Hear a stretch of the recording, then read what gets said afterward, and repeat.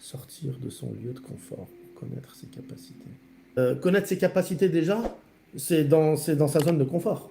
Quelles sont tes capacités dans ta zone de confort? Parce que dans notre zone de confort, il y a des choses qu'on n'aime pas, hein, bien sûr. On est combien à râler de notre quotidien, hein, mais on préfère rester dans la mouise qu'on maîtrise plutôt qu'aller pousser la porte de l'inconnu. Mais il y a des choses qu'on fait très bien. Il y a des choses qu'on fait super bien. Mais pour vraiment ensuite aller à une étape supérieure, c'est de sortir de sa zone de confort, c'est vrai. Parce que qui dit zone de confort, dit zone de... c'est un faux bien-être, quoi. Mais c'est un peu comme un sportif, celui qui va travailler essentiellement ses points forts.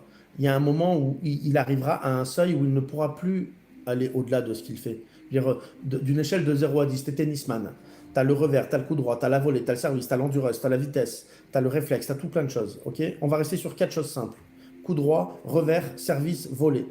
Si tu es à une échelle de 0 sur 10, au service, tu es à 2 sur 10. À la volée, tu es à 5 sur 10. Et revers, tu es à 6 sur 10. Et coup droit, tu es à 9 sur 10. Tu peux emmener à ce que ton coup droit puisse passer de 9 à 9,1. Mais tout le temps que tu vas mettre pour emmener à ce que ton coup droit monte de 9 à 9,1, 9,2, t'aura permis peut-être de pouvoir monter, si tu avais pris tout ce temps-là, à ce que ton service passe de 2 sur 10 à 5 sur 10, ta volée de 5 sur 10 à 7 sur 10 et ton revers de 6 sur 10 à 8 sur 10. Franchement, t'as pas l'impression qu'à ce moment-là, tu es bien plus fort que si ton coup droit passe de 9 à 9,2? Bah si, c'est pareil. Mais par contre, on est obligé de sortir de sa zone de confort. Quand tu es dans un coup droit, tu es là, c'est fluide, tu es content. Ah, qu'est-ce qu'il a un joli coup droit, il est puissant, ouais. Ouais, d'accord, mais si tu as que ça, il y a un moment où tu stagnes. Parce qu'on reste dans notre zone de confort.